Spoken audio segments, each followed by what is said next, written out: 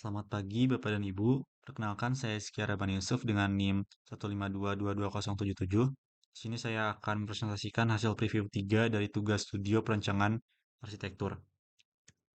Presentasi ini berawal dari identifikasi masalah utama di tapak. Ada 3 isu krusial yang teridentifikasi. Yang pertama adalah perolehan panas matahari yang tinggi. Fasad bangunan akan menerima paparan panas matahari yang signifikan pada tapak ini. Yang kedua ada silau penerbangan KKOP, yaitu adanya isu terkait keselamatan operasi penerbangan, sehingga mengharuskan fasad memiliki refleksi spekular minimal atau nol. Yang ketiga adalah pencahayaan alami yang tidak seimbang, karena ada potensi ketidakseimbangan antara cahaya yang masuk yang bisa berujung pada silau. Dari isu-isu ini diturunkan juga kriteria kinerja desain, yaitu kita harus meminimalkan solar heat gain coefficient SHGC dan mengurangi min radian temperatur untuk kenyamanan thermal. Kita juga wajib menggunakan material fasad yang diffuse atau matte untuk memenuhi aturan KOP-nya. Selain itu, kita juga perlu menyeimbangkan antara memaksimalkan useful daylight autonomy dan meminimalkan annual sunlight exposure untuk mencegah silau. Untuk menjawab tantangan fasad tersebut juga, strategi utama yang dipilih adalah selubung biofilik atau vertical greenery system atau VGS, dengan presiden utamanya adalah Oasia Hotel Downtown oleh WOHA. Mengapa VGS? Karena ini adalah strategi pendinginan pasif yang sangat efektif. VGS ini bekerja melalui dua mekanisme, yaitu peneduhan massa bangunan dan juga evapotranspirasi. Studi juga telah menunjukkan bahwa VGS dapat mengurangi suhu permukaan dinding eksternal hingga 12 derajat Celcius, dan konsumsi energi bangunan secara keseluruhan lebih dari 30%. Penelitian lain juga mencatat bahwa VGS dapat mengurangi mean radiant temperatur di dalam ruangan sebesar 3,02 derajat Celcius. Secara teknis, sistem ini diusulkan bukanlah fasad hijau, seperti tanaman rabat kayak gitu, tapi melainkan dinding hidup yang menggunakan sistem kotak penanam modular. Sistem ini juga lebih mudah dikelola untuk bangunan tinggi, namun membutuhkan integrasi struktur sejak awal untuk menopang beban. Juga membutuhkan sistem irigasi otomatis, jalur akses pemeliharaan, serta palet tanaman yang beragam dan tangguh, seperti Oasia yang menggunakan lebih dari 21 spesies. Selanjutnya kita masuk ke zonasi program.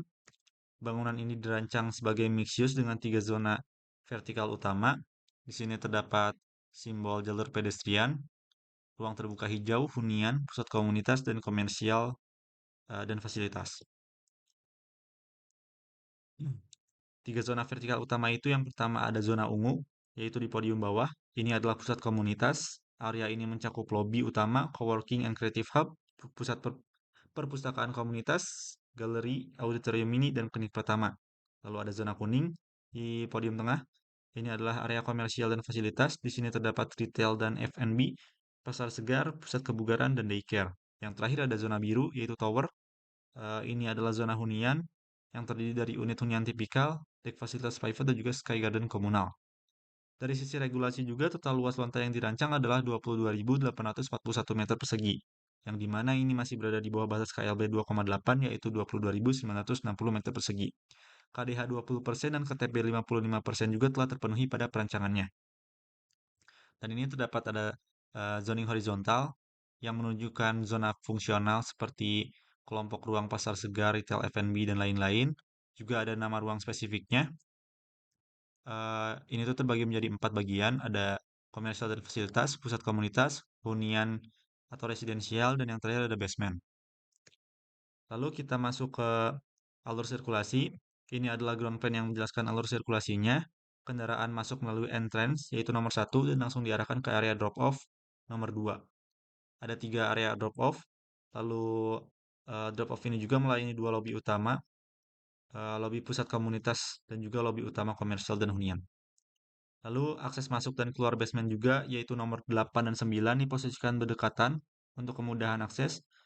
Dan juga sementara exit kendaraan nomor 11 berada di sisi berlawanan untuk memastikan sirkulasi satu arah yang lancar.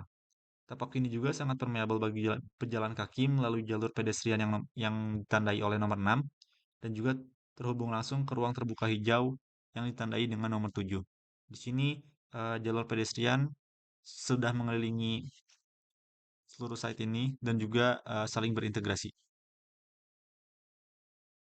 Slide ini memperjelas visualisasi alur kendaraan yang telah saya jelaskan pada sebelumnya.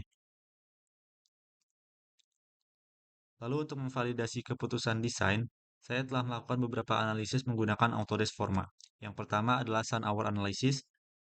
Simulasi ini berasumsi pada tanggal 21 Juni, yaitu mengkonfirmasi bahwa isu awal kita yang tadinya paparan sinar matahari yang banyak, sehingga fasad bangunan, terutama di sisi utara dan barat, menerima paparan matahari yang sangat tinggi, ditandai dengan warna kuning dan oranye, bahkan hingga lebih dari 9 jam sehari. Ini juga memperkuat urgensi penerapan strategi VGS yang tadi telah kita jelaskan. Selanjutnya ada Daylight Potential Analysis. Analisis ini menunjukkan bahwa masa bangunan memiliki potensi besar untuk pencahayaan alami, ditandai dengan nilai skornya 37+. Tantangannya adalah bagaimana VGS ini dapat didesain sedemikian mungkin dan desain fasadnya itu memodulasi cahaya ini agar menjadi useful daylight dan tidak menjadi silau. Yang ketiga ada microclimate analysis. Simulasi ini menunjukkan bahwa desain dapat mencapai 100% thermal comfort berdasarkan standar UTCI dan juga menunjukkan performa iklim mikro yang baik. Dan yang terakhir adalah solar energy analysis. Kita dapat melihat potensi energi dari atap, yaitu dari total 9.641 meter persegi area atap, dengan asumsi 60% coverage dan efisiensi panel 15%, kita dapat mengestimasi output listrik tahunan sebesar 905.000 kWh. Demikian presentasi preview 3 saya.